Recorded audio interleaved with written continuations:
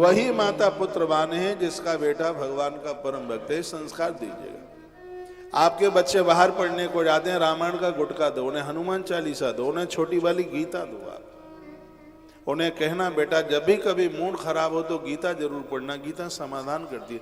और मैं तो सभी युवाओं को, बूढ़ों को, बच्चों को, सबको कहता हूं कि गीता पढ़िए। हमारे देश के पूर्व राष्ट्रपति अब्दुल कलाम ने भी गीता की महिमा को गाया है। गीता सब जाति बिरादरी से ऊपर उठ करके है, जाति संप्रदायों से ऊपर उठ के है गीता। गीता गाय है, कृष्ण ग्वारिया है और अर्जुन इसका बछड़ा है। इसके नीचे से जो निकलने वाला अमृत है वो साधकों के लिए संजीवनी है, वो जो मरने ना दे, कभी बिखरने ना दे, ऐसी गीता। बच्चों को छोटा रामायण का गुटका दे दो, वो हॉस्टल में जा रहे हैं, नौकरी के लिए जा रहे हैं, ये उन्हें दीजिए। कहिए बेटा ये पढ़िए। मुसलमान का बच्चा कुरान के बिना नहीं रहता, ईसाई का बच्चा बाइबल के बिना नहीं रहता, तो तुम्हारे बच्चे रामायण के बिना कैसे रह जाते हैं, ये पूछिए। ईसाई के बच्चे के गले में क्रॉस होता है, एक भी बच्चा ऐसा नहीं है जिसके गले में क्रॉस ना हो। तुम्हारे बच्चों के गले में रुद्राक्ष क्यों नहीं है? तुम्हारे बच्चे के गले में तुलसी क्यों नहीं है? तुम्हारे बच्चे के माथे पर चंदन क्यों नहीं है? मुसलमान 1 लाख लोगों में होगा, पहचान में आ जाता है, तुम पहचान में क्यों नहीं आते? छोटी बेटी रोटी सब समाप्त करने में लगे हुए, फिर कहते हम दुखी हैं, बच्चे ऐसे हैं वैसे हैं, फसल नष्ट होती है तो इसमें दोष फसल का नहीं है, इसमें दोष किसान का है। पेड़ मारा गया है, इसमें दोष माली का है। बच्चे ठीक से नहीं निकल पाए हैं, इसमें दोष आपका है। कुंभकार कितने बढ़िया बढ़िया बर्तन बना देता है, लेकिन दुर्भाग्य है उस कुंभकार का, जब वो चिलम बनाता है, जब वो सुराही बनाता है तो लोग उसकी तारीफ करते हैं। सुराही जानते हैं आप? सुराही लोग भूल गए जब से फ्रिज आया। मैं जिस गांव में जन्मा हूं उस गांव में कुछ कुंभकार 5-4 घर होते थे। तो एक समय की कोई बात थी, कोई वो आवाज वो चाक पर वो कुछ बर्तन बना रहा था, तो एक महात्मा ने पूछा क्या बना रहे हो? तो उसने कहा मैं चिलम बना रहा हूँ। गांव के लोग पहले चिलम हुक्का पानी बहुत पीते, इतना बड़ा डंडा होता था और इतना बड़ा उसका चिलमा होता था और नीचे एक पीतल का होता था, ऐसा लगता। तो वो खुर खुर खुर खुर, और कभी वो लड़कों को, बच्चों को कहते इसमें आग रख के ले आ, तो कुछ बच्चे भी रास्ते में ही खींच देते, वो गुड़ डाल करके और वो तम्बाकू मीड़ करके। हाँ मुस्कुरा रहे हैं, आपको मालूम है। तो पहले चिलमें ये बहुत बनती थी। एक साधु आया, कहीं से हरिद्वार से आया साधु ने कहा भाई क्या बना रहा है? कहता चिलम बना रहे। भले आदमी क्या बना रहा है? चिलम। तो क्या बनाऊं, मेरा काम तो चलना चाहिए। कहा सुराही बना। ये साधु ने कहा था कि सुराही बना इसको, तो उसने सुराही बनाई तो लोगों ने उसका बड़ा धन्यवाद किया। सुराही वह है जो स्वयं ठंडी रहती है, उसका पानी कोई पिए उसका गला ठंडा कर देती है। चिलम वो है जो स्वयं जलती है, इसका हुक्का जो कोई खूंचे उसका भी गले को जला देती है। भैया बच्चों को सुराही जैसा बना दोगे तो स्वयं शीतल रहेंगे, जिनको मिलेंगे उनको भी ठंडा कर देंगे। और कुसंस्कारी चिलम जैसा बना दिया तो स्वयं जलेंगे और जिसको मिलेंगे उसको भी जला देंगे। ये संस्कार आप दे सकते। ग्रंथ तो कहता है यही कि अच्छे बच्चे थे, भगवान के भक्त बने। क्या प्यारा श्लोक है, मिथ्या स्व जन्म जननी जन दुख वाजा। जो मां एक अच्छे बच्चे को जन्म नहीं दे पाई, जी आप लोग थक जाएंगे, बैठ जाएं आप। हाँ टाइम हो तो बैठ जाइए, 10-20 मिनट धुंधकारी की कथा सुन लो, फिर चले जाना।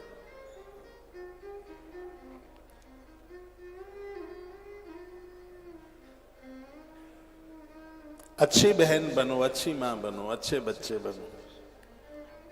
धिक्तम नरम पश्चिमम भुभा रूपम एवं बदंत दिव्य देव समान मुख्या। कहते हैं ग्रंथ वर्णन करता है कि संसार में वह लोग बड़े पापात्मा बिल्कुल मुर्दे के समान है, वो धरती पर भजन के रूप में पड़े हुए हैं। दुर्लभ कथा लोके श्रीमद् भागवतोद्भवा। इस धरती पर भगवान की कथाएं अति दुर्लभ है, बहुत ज्यादा दुर्लभ है। कोट जन्म समुत्थेन पुण्य नैवत लभ्यते, करोड़ जन्म के पुण्य इकट्ठे होते हैं तब कहीं ये सत्संग करने का सौभाग्य प्राप्त होता है। आप ये ना सोचना कि आप गाड़ी में बैठ के किराया खर्च करके और आप आ गए, 12,500 रुपया खर्च करके आप पोथी के जजमान बन गए इसलिए आप पहुंच गए। ये भगवान ने बुलाया है, परमात्मा ने कृपा करी है। 12,500 तो बहुतों के पास था, वो नहीं आ पाए। किराया बहुतों के पास था, वो नहीं आ पाए। लेकिन जिनका बिल्कुल कार्यक्रम प्रोग्राम नहीं था आने का, वो नीमसार की धरती पर बैठे हुए हैं।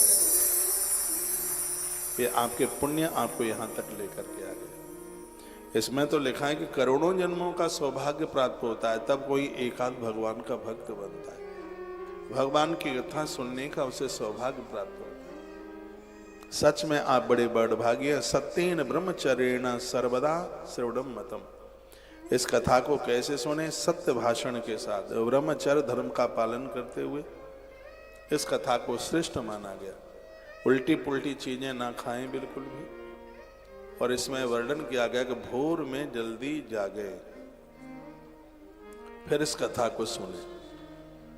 भोर में जल्दी स्वास्थ्य के लिए बड़ा लाभदायक है। थोड़ा जल्दी जागे, इससे आपका स्वास्थ्य भी ठीक रहेगा, बीमारी तो होगी ही नहीं। आप एक जिंदगी की लंबी पारी खेल के जाएंगे, भले ही कोई काम ना हो। ये अभ्यास में डाल लो। कितने बजे? कहा जाता है कि जो 3:30 बजे से लेकर के 5 बजे तक नहा लेते हैं, स्नान कर लेते हैं, इसको ऋषि स्नान कहते हैं। ये महात्माओं का स्नान है। 3:30 से 5, लास्ट 5 है। 3:30 से 5 बजे तक आप नहा लें, स्नान कर लें, तो ये मनुष्यों का स्नान नहीं है, ये ऋषियों का स्नान। दूसरा स्नान है देवताओं का स्नान। आप भगवान को कितने बजे नहलाते हैं आप जाने। मैंने आज ही पढ़ा है, मैं रोज स्वाध्याय करता हूं ना, मैंने आज ही पढ़ा है कि जो भगवान को 4 बजे से लेकर के और 6 बजे तक भगवान को स्नान करा देते हैं, उन्हें धरती के संपूर्ण देवताओं का महाअभिषेक करने का तत्काल फल प्राप्त हो जाता है। बहुत लोग 3 बजे ही भगवान को पानी में डुबा देते हैं, बिल्कुल नहीं, 4 बजे से पहले नहीं। हाँ, आपको कहीं दूर जाना है तो 4 बजे, नहीं तो भगवान को 5 बजे आप उनका स्नान आरंभ करें और ये 6 बजे तक आपकी पूरा पूजा पूरी हो जाएगी। हमारी पूजा 9 बजे तक चलती रहती है और आज मैंने सोच लिया है कि कल से सूर्य भगवान की किरण बाहर निकलेगी तब तक हमारी पूजा पूरी होगी, पूरी होगी पूजा। तो मैंने आज पढ़ा, 31 साल में आज पढ़ा मैंने। इसका नाम है देव स्नान। 9 बजे, 10 बजे, 11 बजे आप भगवान को नहलाते रहें, चलो ठीक है, एक नियम की पूर्ति हो रही है। आज ही मैंने पढ़ा है कि देव स्नान है वो ब्रह्म मुहूर्त में वो पूरा होता है और उसके लिए एक टाइमिंग्स है। बस उदिता के 10-5 मिनट का समय और उस समय भगवान को स्नान हो जाए। फिर आप अपना जप करते रहिए और स्वाध्याय पाठ वगैरह करते रहिए। लेकिन जो देव स्नान, जो देवताओं का जो स्नान है, वो 9 बजे का, 8 बजे का, 10-11 बजे का नहीं है। वो स्नान भोर का है। अब है मनुष्य स्नान, उसका भी वर्णन किया गया है। मनुष्य स्नान के लिए भी बोला गया है, बताया गया है। मनुष्य स्नान है वो 5 बजे से लेकर 7 बजे तक का है। उसके बाद में तो रुद्र का स्नान बताया गया है। ये मनुष्य आप जैसे साधारण मानवों के लिए लास्ट 7 बजे का स्नान, 5 बजे से 7 बजे तक का। आप 4 बजे नहीं नहाते हैं, आपको कोई दोष नहीं लगेगा। आप 4:30 नहीं नहाते हैं, आपको कोई दोष नहीं लगेगा। और आप 5 बजे नहाते हैं तो भी आपको आप 5 बजे भी नहीं नहाते हैं तो भी आपको कोई दोष नहीं लगेगा। आप गृहस्थियों के लिए बता रहा हूं, यदि आप 7 बजे के बाद नहाते हैं तो आपके पुण्य कम हो रहे हैं। बिल्कुल मनुष्यों का स्नान 5 से 7 बजे, 2-2 घंटे का टाइम दिया उसने, 7 बजे तक। फिर और सब काम करते रहिए। लोग कहते हैं कि टाइम नहीं है, टाइम है। अखबार पढ़ने को टाइम है, चाय पीने को टाइम है, गप्पे लगाने को टाइम है, मोबाइल घसीटने को टाइम है, बस नहाने कोई टाइम नहीं है। स्नान की बड़ी महिमा बताई, 1000 काम करने से पहले स्नान बताया गया। यदि किसी के माथे में दर्द है तो सिर के ऊपर से स्नान आरंभ करें, जिनका ब्लड प्रेशर बढ़ता है वो पामों से स्नान आरंभ करें।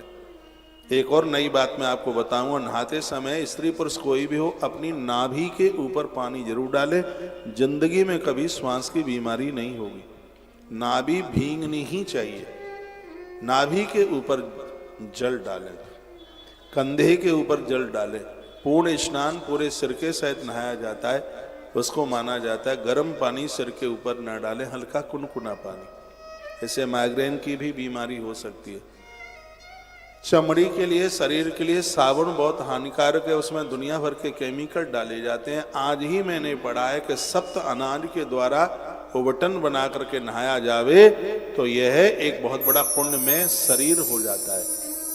उसमें सप्त अनाज की बात मैंने हर रोज स्वाध्याय करोगे तो नई बात पढ़ोगे। मैंने आज पहली बार पढ़ा है जौ को पीस करके, उड़द को पीस करके, कुछ उसमें चंदन की लकड़ी का बुरादा डाल करके, आज ही मैंने पढ़ा है उसमें तिल पीस करके डाल करके उसमें ये सब चीज़ों को मिला करके फिर उसका एक लेप बनाइए, इसको पूरे शरीर के ऊपर लगाइए, चोटी से लेकर के तलवे तक लगाइए। आपकी देह में किसी भी प्रकार का इन्फेक्शन नहीं हो सकता।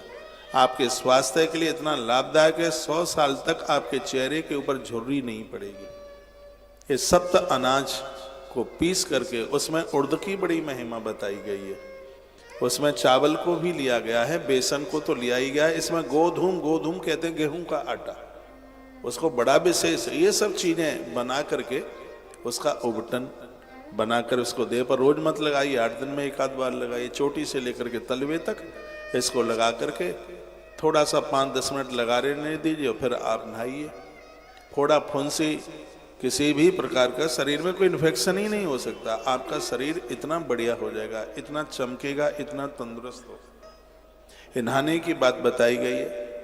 स्नान करते समय बहुत प्रसन्न चित्त हो करके, ग्रंथ में लिखा गया है कि मौन रह करके कभी भी न नहाए, मौन रह करके नहीं।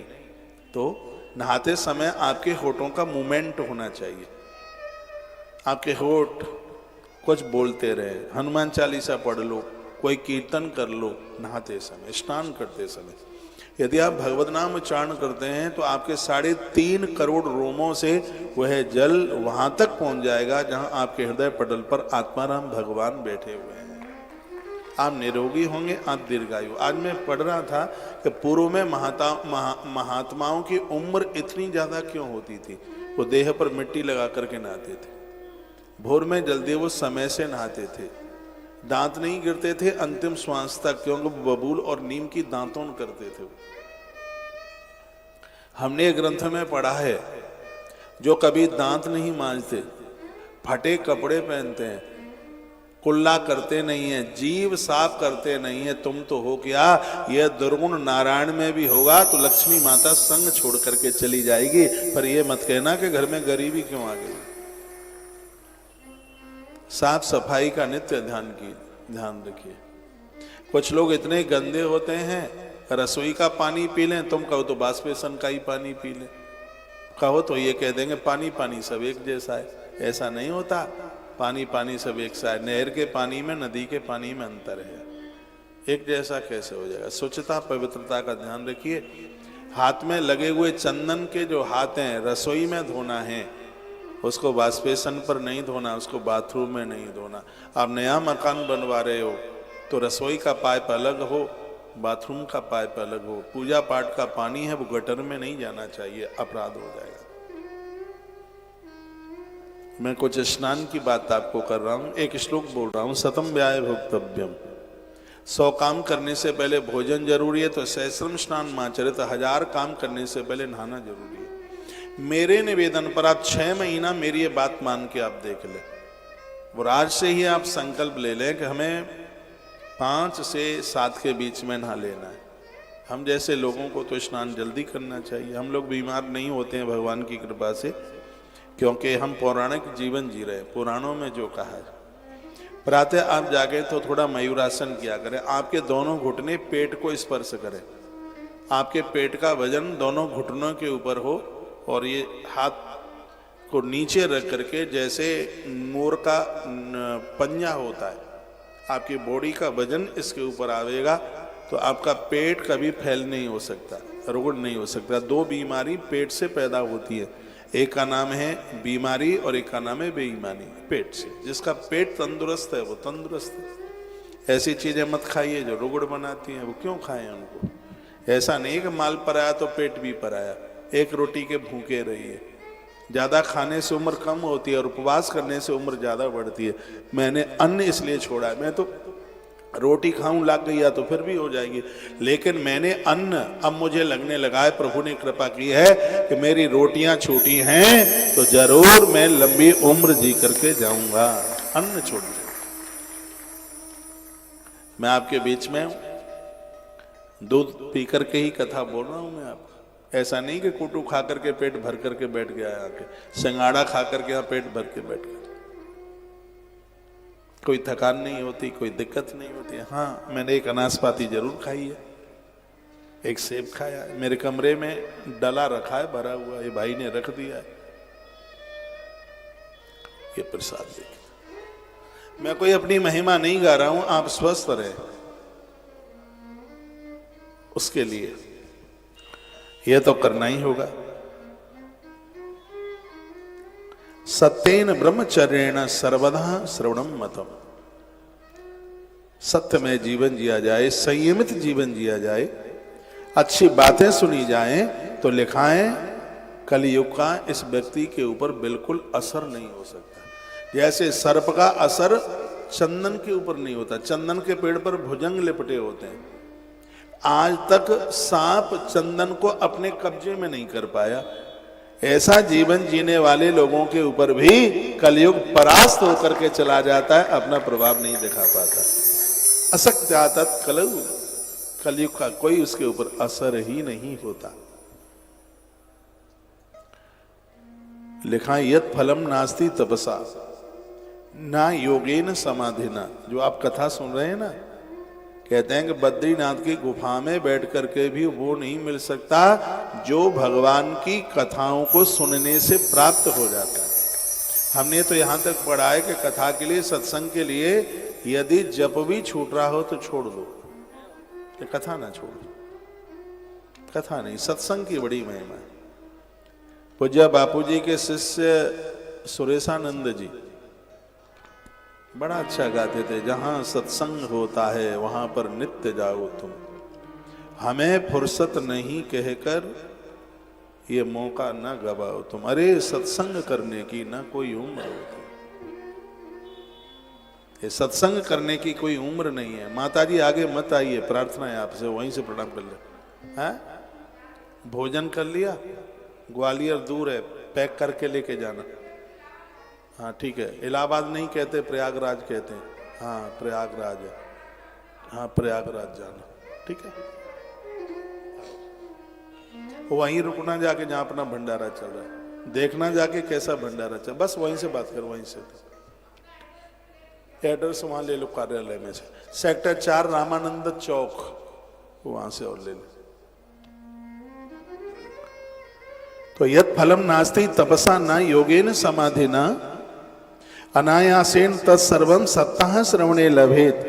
जो हमें व्रत करने से भी ना मिला हो, हमें तप करने से भी ना मिला हो, यदि हमें भगवान की कथा सुनने को मिल जाती है वह फल हमें तुरंत प्राप्त हो जाता है, देर नहीं लगती। भगवान की कथा की इतनी बड़ी महिमा है, इतना बड़ा महात्म्य है,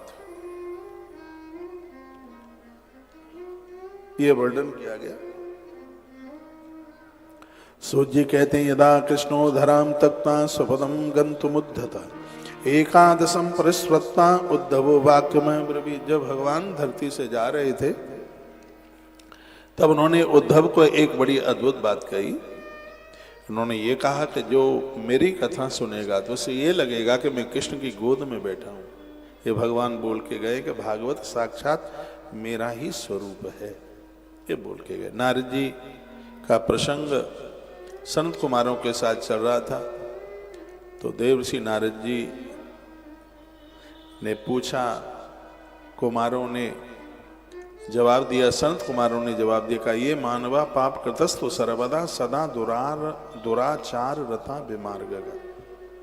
यदि किसी व्यक्ति से संपूर्ण अपराध कोई पाप बचा ही न हो, यदि उसने भी सप्ताह यज्ञ कलऊ पुनंत थे, ये सप्ताह भागवत 7 दिन की कथा सुन ली है, कलयुग में उसका भी उद्धार हो जाएगा, कल्याण हो जाएगा। जो बच्चे माता पिता के लिए भागवत जी का आयोजन कराते हैं वो माता पिता के ऋण से मुक्त हो जाते हैं। इतनी बड़ी महिमा, इतना बड़ा महात्म्य इस कथा का है। सत्येन हीना पितृमात्र दूषका तृष्णात् कुलाश्रम धर्म वर्जिता। कहा गया है कि जिसने अपने जीवन में इतने अपराध कर दिए, मदरापान किया, ब्रह्महत्या की, सोने की चोरी करी, गुरु स्त्री गमन, विश्वासघात, ये 5 महापाप है। बहुत ध्यान से सुनिएगा, ये 5 महापाप है, इनसे बड़ा पाप नहीं है। शराब पीना, मदरा पीना महापाप है। पूर्वज मोटे मोटे आंसुओं से रोते हैं जिसके घर में शराबी पैदा हो जाता है। ये मेरा संदेश दे दो सबको, ये दुर्गुण नहीं रहे किसी के जीवन में, ये पाप का बाप है। विचार करना, ये दोष कहीं चल के तो न आ गया हो। आ गया है तो आज कसम खा लो, सौगंध खा लो, इसे हमें अपने आप से दूर करना है।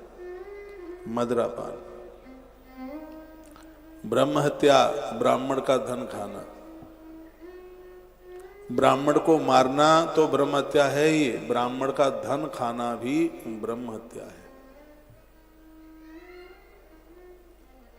कथाओं की आलोचना करना ब्रह्म हत्या है।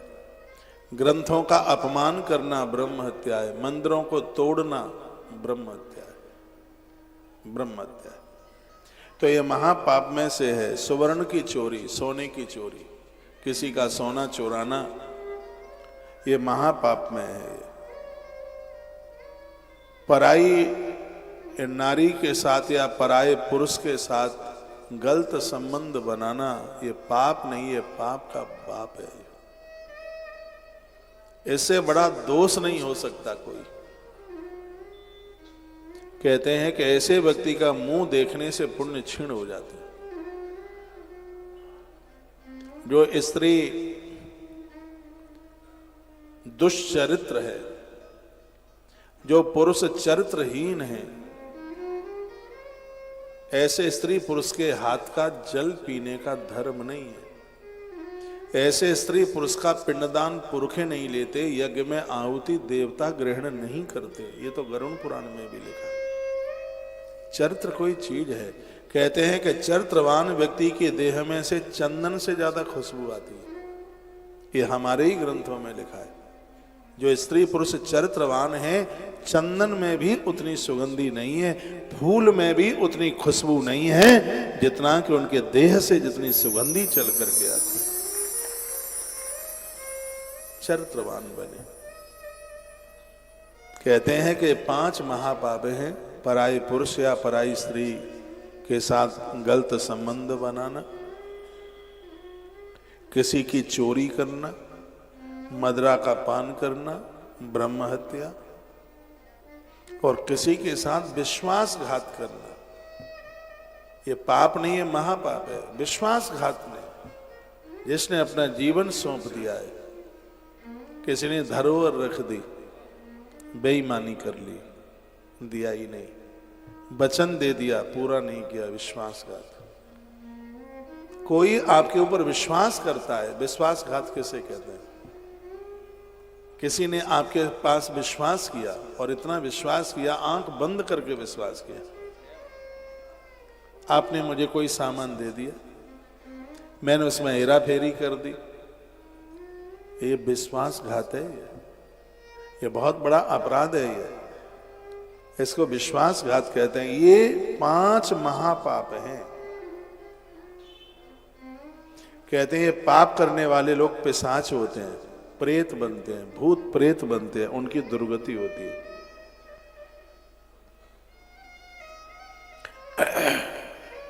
कलयुग में ऐसे अपराधी लोग भी भागवत की कथा से मुक्त हो जाते हैं। अब मैंने नैमिष में इस श्लोक की व्याख्या कर दिया, नहीं मैं करता नहीं, इसलिए नहीं करता क्योंकि लोग सोच लेते हैं खूब कुकर्म करो, अपराध कर लो, कहीं पांडाल में बैठ के कथा सुन लेंगे तो उद्धार हो ही जाएगा। ऐसा नहीं है। अनजाने में अपराध हुआ ये उसका प्रायश्चित है। जो जानबूझकर गलती के ऊपर गलती करते हैं उसका कोई प्रायश्चित नहीं है उसका। आज पंडाल में सौगंध खाना खाई सो खाई, आगे के लिए राम दुआई। अब यह गलती हमसे कभी, यह द्वारा कभी यह गलती होगी ही नहीं। पांचों बातों को याद रखिएगा। मदिरापान, ब्रह्महत्या, वस्तु की चोरी, परस्त्री गमन और किसी के साथ विश्वासघात, ये 5 से बच करके रखिए। ये 5 पाप नहीं है, ये 5 के 5 महापाप है। कायेन वाचा मनसा पिपातकम नित्यम प्रकुर्वन्ते सदा हटेने ही परस पुष्टा मलिना दुरासया सप्ता यज्ञेन कलौ पुनन्ते थे। मन वचन कर्म से अपराध हुआ है, भागवत तारण करती है। किसी का हुआ है ना किसका। तुंगभद्रा तटे पूर्वम, तुंगभद्रा नदी के किनारे एक गांव बसा है उत्तम नगर। नाम कितना बढ़िया है, लेकिन लोग बड़े खोटे रहते हैं। नाम है उत्तम नगर, लोग बड़े अन्यायी रहते हैं, अपराधी रहते हैं। इसी नगर में एक ब्राह्मण रहता है जिसका नाम है आत्मदेव। शादी हो गई, उसका विवाह हो गया। विवाह हो जाए ये बड़ी बात नहीं है। विवाह के बाद अच्छा घरवाला मिले, अच्छी घरवाली मिले, ये पुण्य है, ये बात बड़ी है। नहीं तो जन्म पत्री के गुण मिल जाते हैं और स्वाभाविक गुण नहीं मिल पाते, बड़ा मुश्किल होता है। आत्मदेव भला आदमी था, लेकिन परमात्मा ने सबको सब चीजें नहीं दी, कुछ अपने अंडर में अपने हाथ में रखी। नहीं तो आदमी ही भगवान बन जाएगा। सब प्रकार का उसके पास विद्वता थी, समझदार था, सजग था। घर वाली ठीक नहीं थी। ये पुरुष लोग बैठे हैं, मैं कहूंगा कि आपको बिना लड़ाकू अच्छी पत्नी मिली है तो आप बड़े भाग्यशाली हैं। हाँ, नहीं तो 4-5 चीजें ऐसी हैं जो कांटे से ज्यादा चुभती हैं। सेवा करने वाला हो मूर्ख, मित्र हो कपटी, राजा हो कंजूस और घरवाली हो चरित्रहीन। कांटा एक बार तकलीफ देता है, लेकिन ये क्षण क्षण में तकलीफ देते हैं। राजा कंजूस, प्रजा के लिए कुछ भी ना हो। सेवा करने वाला मूर्ख, उसको कहा जाए पानी ले आ, फिर पूछे बताओ चांदी के गिलास में लाऊं कि पीतल के में लाऊं। जब पीतल के में ले आ। गिलास पूरा भर के लाऊं कि आधा लाऊं? चल आधा ले आ। मटके का ले आऊं कि फ्रिज की बोतल का ले आऊं? मटके का ले आ। पिछले साल का भी मटका भरा रखा है, इस साल का भी रखा है, पिछले साल के में से लाऊं कि इस साल के में से लाऊं? तो ऐसा सेवा करने वाला मूर्ख, मित्र कपटी, मुंह के ऊपर बड़ाई करने वाला, पीछे चुगली बुराई करने वाला, कपटी मित्र, कंजूस राजा। और कुनारी, गोस्वामी ने लिखा कुनारी चरित्रहीन स्त्री। ये तो बहुत ज्यादा पाप होंगे, बहुत ज्यादा अपराध होगा तभी उनको ये मिलेगा। तो ये चीजें बड़ी पुण्यों से मिलती हैं। अब बाजार की वस्तु तो नहीं है कि सुनिए बदल करके ले आए। आपकी घर वाली बहुत धार्मिक है, ईश्वर का धन्यवाद करो, परमात्मा ने बड़ी कृपा की है। आप तालियां बजा रहे हैं, आपका घर वाला अच्छा है। जिनको घर वाला अच्छा मिला है, आप उसे अपने मन मुताबिक लेके चलते हैं। इससे वो बढ़िया नहीं है, वो धर्मशील है, आपकी चिंता करता है, आपकी फिक्र करता है। ऐसा नहीं कि 5,000 की साड़ी आपको दे देता है इसलिए वो अच्छा है। इसलिए अच्छा है वो तुम्हें दुखी नहीं देखना चाहता, इसलिए वो अच्छा है। हो सकता है उसकी उतनी हाइट नहीं है, हो सकता है कि उतना जितना तुम गोरी पीली हो वो इतना सुंदर नहीं है, और प्राय माताओं से पुरुष कम सुंदर होते हैं। कहीं भी आप देख लीजिएगा, घरवालियां ज्यादा सुंदर होती हैं, घर वाला रंग रूप में उतना नहीं होता है। लेकिन फिर भी मैं कहूंगा कि ऐसा पुरुष भी माता अनुसुईया ने कहा है तो आपके लिए इंसान नहीं है, वो आपके लिए भगवान है। भगवान है जो तुम्हें दुखित नहीं देखना चाहता। मैं कहता हूं कि पति बूढ़ा है, परमेश्वर है, गरीब है, परमेश्वर है, बीमार है, परमेश्वर है, क्रोध भी करता है तो भी परमेश्वर है, लेकिन चरित्रहीन है फिर बेकार है, कुछ भी नहीं। नारी के लिए धर्म बताया गया, पुरुष के लिए धर्म बताया गया। नारी चरित्रहीन है, ऐसी स्त्री को त्यागने में पुरुष को बिल्कुल भी दोष नहीं लगता, और पुरुष चरित्रहीन है, ऐसे पुरुष को त्यागने में नारी को कोई दोष नहीं लगता बिल्कुल भी। हमारे ग्रंथ कहते हैं गुरु भगवान होता है, गुरु ईश्वर होता है। हमारे ग्रंथों में लिखा है गुरु को त्यागा नहीं जाता, लेकिन गुरु चरित्रहीन है तो 1 मिनट में उसको त्याग दीजिए, बिल्कुल भी अपराध नहीं लगता, ऐसा हमारे ग्रंथों में लिखा। लेकिन आजकल तो दीक्षा ही ऐसे दी जाती है, पहले सत्संग को खूब पढ़ाया जाता है, हमारे अलावा और कहीं गए ना तो ये अपराध हो जाएगा, और किसी को सुना तो ये अपराध हो जाएगा, और किसी के आश्रम गए तो ये अपराध हो जाएगा। लेकिन मैं बहुत आग्रह पूर्वक निवेदन करूंगा, साधु तो यह कहता है सब जगह जाओ, सब जगह सुनो। हाँ, कोई उसमें दिक्कत नहीं है, सबको सुनो, सब महात्मा गुरु है, सबको सुनो। और वही पूज्य है, वही वंदनीय है जिसके पास चरित्र है। चरित्रहीन गुरु को त्यागने में 1% भी दोष नहीं लगता। मेरे पास 100 प्रमाण है इस बात के, कोई दोष लगता नहीं। जो गुरु हमें भगवान से अलग करता है, अपनी पूजा चाहता है, ऐसे गुरु को त्यागने में कोई दोष नहीं लगता।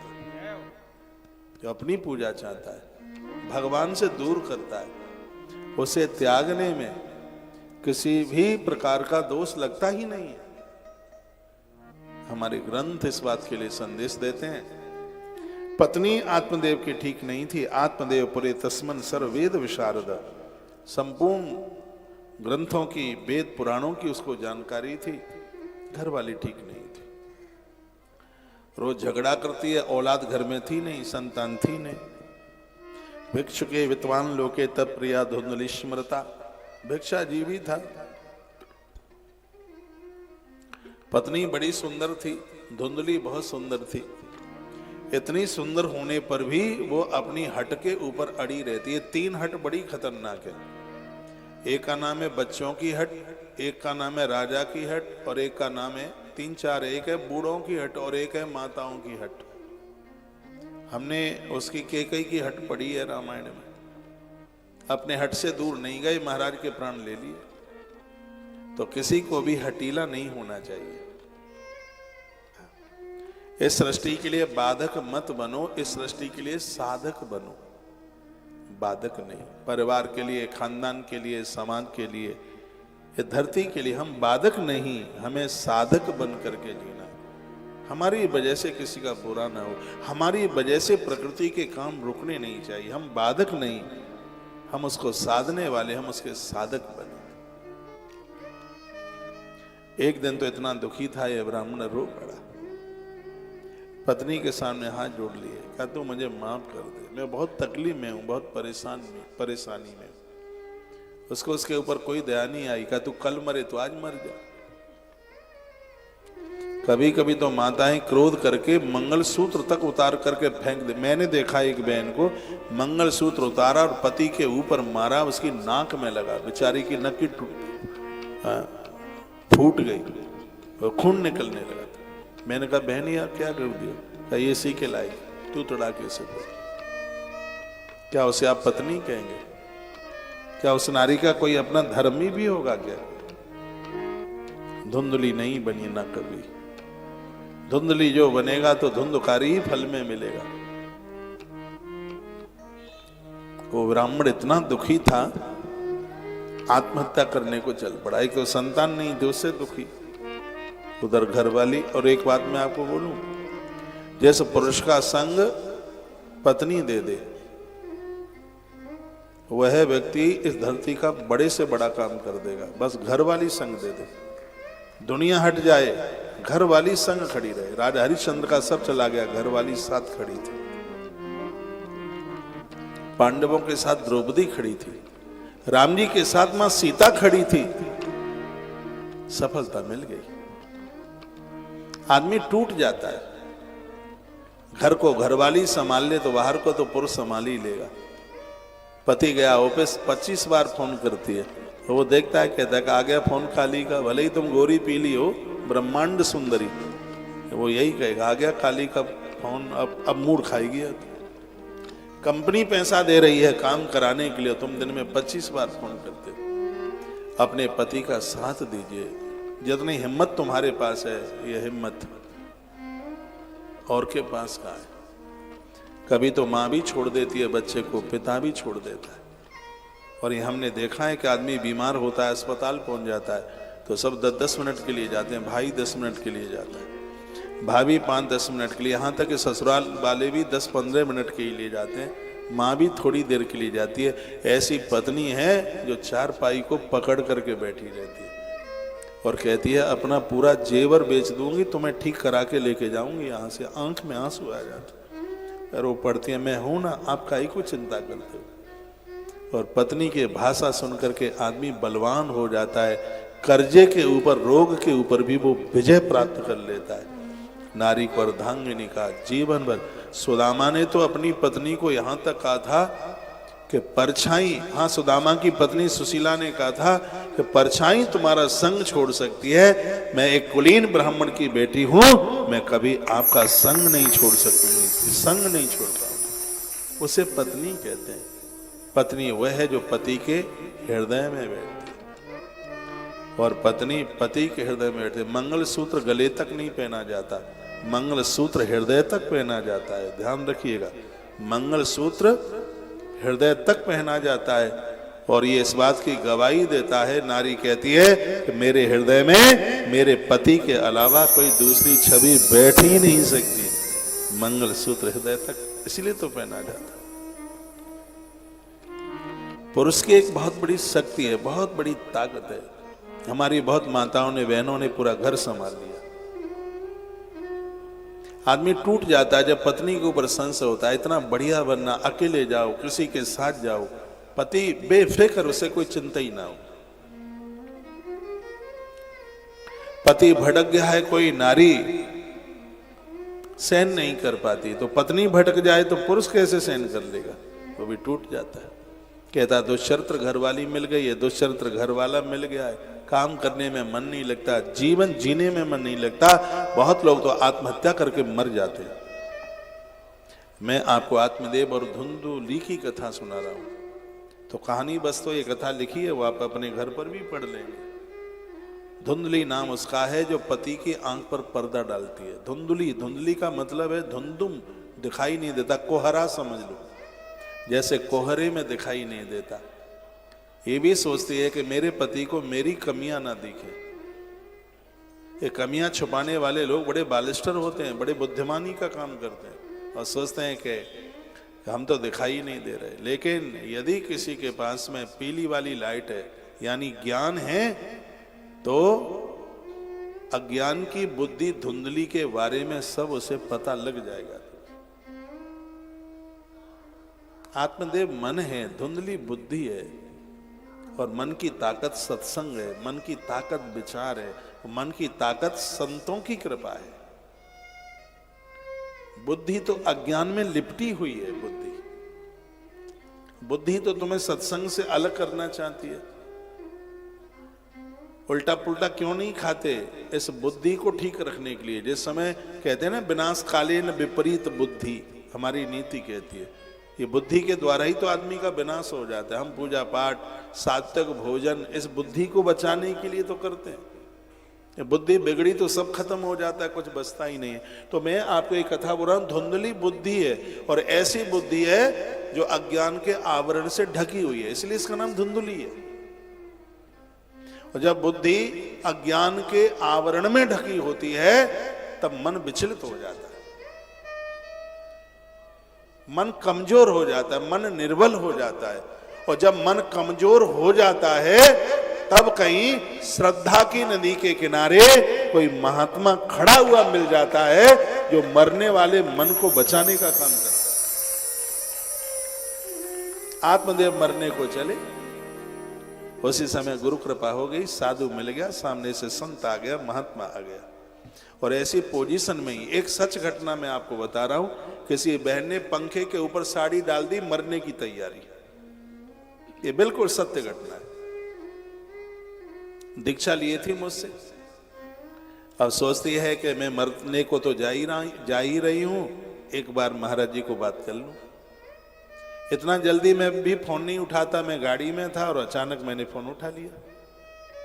मैंने कहा इस बहन का रोज रोज तो फोन आता नहीं है और अचानक फोन आया है तो जरूर कोई बात हो सकती है। और मैंने फोन उठा लिया, थोड़ी सी पुरानी बात है। मैंने कहा क्या बात है, क्या हुआ? वो बड़ी जोर जोर से रोए, कहती है गुरुजी मैं मरने को जा रही हूं, बस मेरा अंतिम प्रणाम स्वीकार कर लो। मैंने पूछा क्या हुआ है? कहा सास ने नाक में दम कर रखी है और घर वाला भी उन्हीं के पक्ष में रहता है, अब मैं जीऊंगी नहीं, बस मुझे मरना है। मैंने कहा मेरा मंत्र तो लौटा जा। मैंने कहा कि दीक्षा वाला मेरा मंत्र लौटा दे। मैंने यही बोला, फूट फूट करके रोवे। कहा मंत्र कैसे लौटाऊंगी? कहा मेरा वचन मान ले, फिर यदि तू मेरी शिष्या है, मुझसे तूने दीक्षा ली है और मेरा चेला चेली तो आत्महत्या करके मरे तो धिक्कार मेरे लिए है। ये तो मेरी बड़ी बदनामी है कि मैं तुम्हें यही सिखा पाया।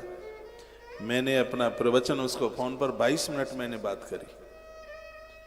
मैंने कहा कि जो आत्महत्या करके मरता है उसकी अर्थी में 5 कंडे डालने पर भी अपराध लगता है, उसके लिए आंसू बहाने में भी बहुत बड़ा अपराध लगता है। मैंने उसको समझाया और वो मान गई। 2016 के कुंभ में पहुंचा मैं उज्जैन में, फूट फूट करके रोई। कहती है महाराज जी सब कमी मेरे ही अंदर थी, आपने बचा लिया उस दिन। इतना बढ़िया परिवार, मेरे इतने अच्छे बच्चे, इतनी बहू, मैं तो बिल्कुल खो गई होती। इतना बड़ा अपराध हो गया होता कि दुनिया में जो सुख मुझे है वो शायद किसी को हो, ऐसा बोली। लोग कहते हैं क्या जरूरत पड़ती है महापुरुषों की, गुरुओं की क्या जरूरत होती है? महापुरुष हमें संसार के दलदल से बचाते हैं। इनसे विवाद नहीं, इनसे संवाद कीजिएगा, ये आपके काम में आएंगे। आत्मदेव मरने को चला तो साधु मिल गया हुआ। महात्मा जी ने पूछा कथम रोदी से विप्रत्वम काते चिंता बलियसी। अरे ब्राह्मण देवता कहो क्यों रो रहे हो, तुम चिंतित हो, मुझे अपने दुख का कारण बताओ। डॉक्टर से रोग मत छिपाना और साधु से अपनी मन की बात मत छिपाना, कैसी भी बात हो A to Z। भगवान को सब अपनी बात बता देते हैं, गुरुजनों को भी अपनी बात बताइए, वहां से समाधान मिल जाएगा। यहां तो पोस्ट कार्ड बन करके जीना है। पहले चिट्ठी लिखी जाती थी, पोस्ट कार्ड देखा 25 पैसे का आता था। एक ब्लू कलर की अंतरदेशी और आती थी, गुपचुप बातें अंतरदेशी में और खुली बातें पोस्ट कार्ड में। तो हम तो गुरुजनों की देहरी पर पोस्ट कार्ड बन करके रहते, वहां तो कुछ छिपाना ही नहीं। महात्मा ने कहा बोल तो सही, क्या बात है? तो क्या कहने लगा, धिक जीवितम प्रजाहीनम दिग्रम च प्रजाम बिना। प्रजा न हो तो राजा का जीवन बेकार है, पुत्र न हो तो पिता का कोई जीवन है ही नहीं। कितना अपराधी पाल लेते यहाँ मया धेनु, मैंने गैया पाली जिसने बच्चा नहीं दिया, पेड़ लगाया उसने कभी फल नहीं दिया। यो मया रोपितो वृक्ष, पेड़ ने कभी फल नहीं दिया। मेरी जिंदगी इतनी बेकार है। या फलम मद ग्राह्यातम तो शीघ्रम विनिश्यति। वह कहने लगा कि जब सब कुछ ऐसा ही, मेरा अभागापन है, मैं पुत्रहीन हूं, फिर इस जीवन को रख करके मैं करूंगा ही क्या? इसलिए गुरुजी मैं मरने को जा रहा हूं। तो महात्मा जी ने कहा मुंचा ज्ञान प्रजारूपम बलिष्ठा कर्मणो गति, हे ब्राह्मण देवता इस प्रजा प्राप्ति का मोह त्याग दो, कर्म की गति बड़ी प्रबल है, हमें वही मिलेगा जो हम करके आए। तुम्हारे भाग्य में संतान नहीं है, मत मरो। तो इसने कहा कि कोई बात नहीं है, मेरे भाग्य में नहीं है तो मैं मरने को जा रहा हूं, लेकिन गुरुजी याद रखना तुम्हारे सामने आत्महत्या करने को जा रहा हूं, इसका भोग तुम्हें भी भोगना पड़ेगा। ये बोला। महात्मा ने कहा सत्य जन्मावधि तैव पुत्रो नहीं बच नहीं बचा, भाग्य में नहीं है तुम्हारे में। तो वो तो पढ़ा लिखा था, वेदों का ज्ञाता था आत्मदेव। तो कहने लगा मेरे भाग्य में नहीं है तो मेरे भाग्य को अपने भाग्य से जोड़ दो। वो बोला मैंने सुना है जो परमात्मा भी नहीं दे पाता वो महात्मा दे देता है गुरुजी, ये मैंने पढ़ा है। मेरा भाग्य एक तार इधर से आया हो, लंबी लाइन हो, उसमें बिजली नहीं है, बल्ब जलेगा नहीं, और एक लाइन इधर से आई है उसमें पावर है, तो इधर का तार उधर से जोड़ दिया जाए तो सगरे बल्ब एक साथ जल जाएंगे। हम एक ऐसी जगह पर खड़े हैं, पीछे से पावर नहीं है, हम न्यूटन हैं बिल्कुल, लेकिन इधर से किसी गुरुजी की कृपा का पावर आ रहा है तो ये सगरे जलना शुरू कर देंगे, सब जल जाए, सब प्रकाशित हो जाए। मेरे भाग्य में नहीं है, पर मेरे भाग्य से गुरुदेव अपना भाग्य जोड़ दीजिए, अपनी कृपा मेरे ऊपर बरसा दीजिए। और मुझे विश्वास है यदि आप मेरे ऊपर कृपा कर देंगे तो मेरे यहां संतान जरूर हो जाएगी, ये मुझे विश्वास। ये कहा ये उसने कहा। गुरुजी ने देर नहीं लगाई और शीघ्र ही अपनी झोली में से एक फल निकाल के दे दिया। तस्याग्रम समालोक्य फल में एकम च दत्तवान इदम भक्ष पत्न्या तम तथा पुत्रो भविष्यति, कह दिया तुम्हारी घरवाली ये फल खा ले तो निश्चित रूप से संतान का जन्म हो जाएगा। एक बार फिर कहूंगा, जिस कार्य को ना कर पाए परमात्मा उसे करके कोई बता दे, उसी को तो कहते हैं महात्मा। वो महात्मा फल मिल गया, नियम बता दिया। अच्छी संतान को जन्म देना है तो इस सन्यासी महात्मा का नियम श्रीमद् भागवत जी के महात्म के अध्याय नंबर 40 के श्लोक नंबर 42-42 में वर्णन किया गया। गर्भिणी नारी इस नियम का पालन करे, उसके यहां अद्भुत संतान का जन्म होगा। क्या नियम है? सत्यम शौचम दया दान एक भक्तम तो भोजनम वर्षावधि श्रिया कार्य तेन पुत्रोत निर्मला। उन्होंने कहा 1 वर्ष तक यदि तुम्हारी घरवाली इन नियमों का पालन कर ले तो तुम्हारे यहाँ जो बालक होगा वो बहुत अद्भुत होगा। यह है मेरा कहना है। क्या क्या नियम है? सत्य, झूठ ना बोले, सत्य का आचरण करे। लेकिन धुंधली तो पानी नहीं पीती थी बिना झूठ बोले। उन्होंने कहा सत्य बोले। दूसरा कहा पवित्र रहे, पवित्र रहे। तीसरा जीवों के ऊपर दया रखे। चौथा इन हाथों से दान करे। और 5वां दिन में एक ही बार अन्न खाए, एक ही बार भोजन करे। ये नियम बता दी। यदि वह ऐसा करेगी तो बालक बहुत शुद्ध स्वभाव वाला होगा। अच्छी संतान को जन्म देने में माताएं बड़ी कुशल है।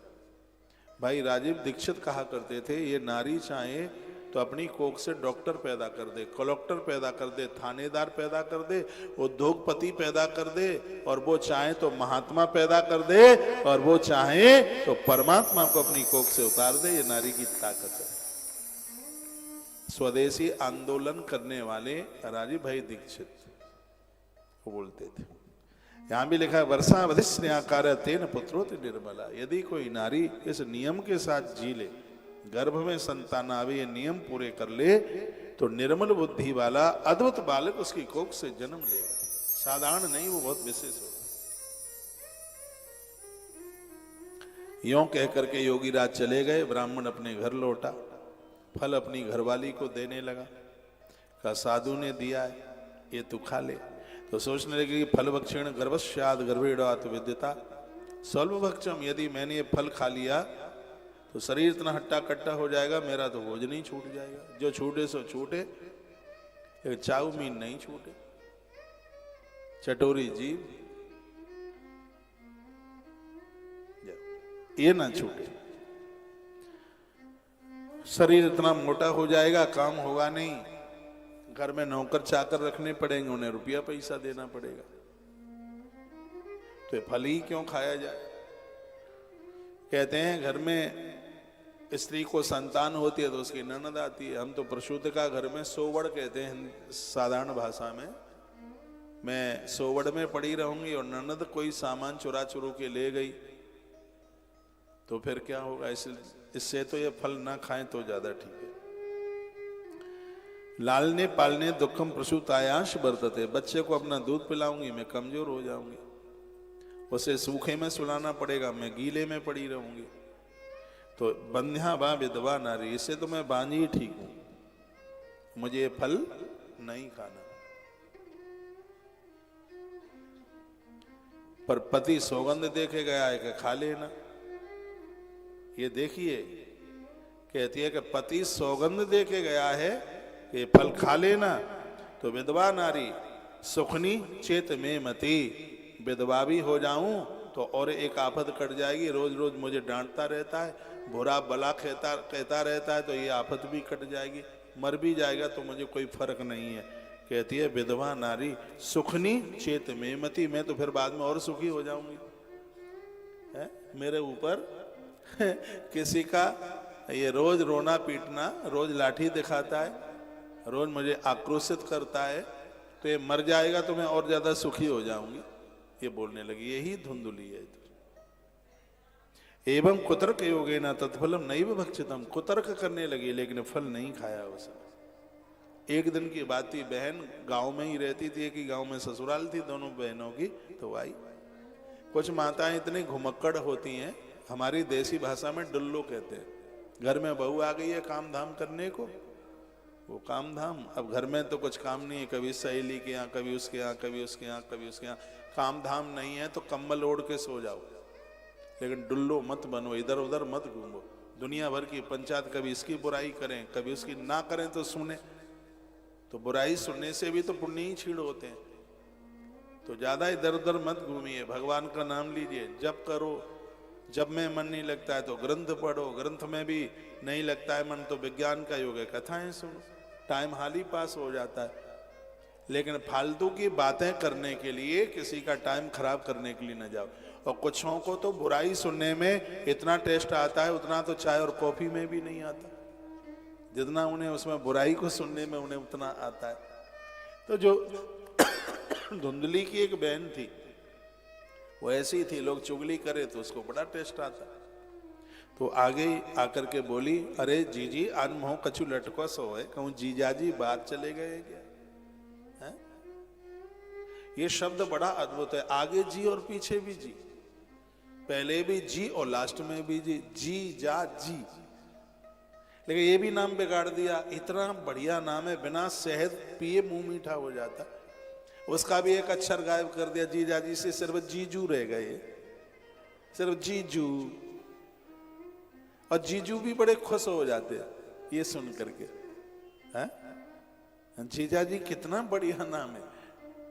और वो भी जीजू आकर के बोले, जीजा जी कहीं बाहर चले गए हैं क्या, तुम्हारा मुंह को सूखा सा है। तो वो कहने लगी, आफत आ गई है, क्या बताएं। एक किसी बाबा जी ने फल दे दिया है और कह दिया कि खा लो तो संतान हो जाएगी, लेकिन मेरा मन नहीं है, क्या करूं। तो बोली, वो सामने गैया खड़ी है ना, गैया को खिला दे। 3 महीना पहले मेरे लल्लू हुआ था, मेरे बेटा, तो हमें पैसा दे देना। बेटा हम दे देंगे, मेरे पास तो 9 है, एक कम रह जाएगा तो क्या बात है। हाँ 5 दर्जन है पूरा, तो उसमें से एक कम भी रह जाए, एक तू ले ले, मेरे लिए 8 ही बहुत है, एक तू ले ले, पैसा दे दे। या बेटा ले ले पैसा दे दे, बेटा ले ले पैसा दे दे। तो फल गैया को खिला दिया। और उसका आदमी, उसका घर वाला रात को ही उस बेटे को 3 महीना पहले जन्मा था। इस पगलिया को ये नहीं पता कि 3 महीने का और हलई का जन्मा कितना अंतर होगा। उसने कहा ये बात बिल्कुल ठीक है, ये तो बिना पेट के दर्द भी से उधर का दर्द भी नहीं सहन करना पड़ेगा और हमें तो लल्लू मिल जाएगा। तो खुश हो गई। तो गुपचुप माल अपनी बहन के पति को दे दिया उसने, और वो बेटा ले लिया, थाली बजवा दी। ये इसको कहीं से पता लग गया कि बच्चे का जन्म होता है तो थाली बजाई जाती है। जैसे ही थाली बजी तो नदी के किनारे आत्मदेव स्नान को गए थे लोग, दौड़ते दौड़ते गए, तुम्हारे यहाँ थाली बजी है, तुम्हारे यहाँ थाली बजी है, तुम्हारे यहाँ थाली बजी है। तो बेचारा आधा ही स्नान करके ब्राह्मण दौड़ पड़ा खुशी के मारे। तो देखा तो वो बच्चा तो ऐसे यूं ऐसे पड़ा हुआ था, तो बड़ा था। कहा ये बच्चा किसका है? तो कहा बच्चा किसका है? मेरा है। और किसका है? कहा बेटा जन्म लेता है तो इतना बड़ा थोड़ी होता है। कहती है कि साधु के प्रसाद से हुआ इसलिए बड़ा हो रहा है हाल ही। ये बुद्धि जैसे समझा दे बेचारा मन वैसे ही मान लेता है। और आप जैसे समझा दें घर वाला भी तो वैसे ही मान लेता है। भले ही बहन को बात कर रही हो, पति ने पूछ लिया कहाँ बात हो रही थी, मम्मी का फोन आया था। मम्मी का तो 36 बार फोन आता है, दिन भर मम्मी का ही फोन आता है। मैं ये कहूंगा, आपको सबको कहूंगा, जिंदगी की ऐसी कोई बात नहीं है जो पति से छिपाने के लायक है। पति के लिए आपके मोबाइल में 10-10 ताले नहीं डलने चाहिए।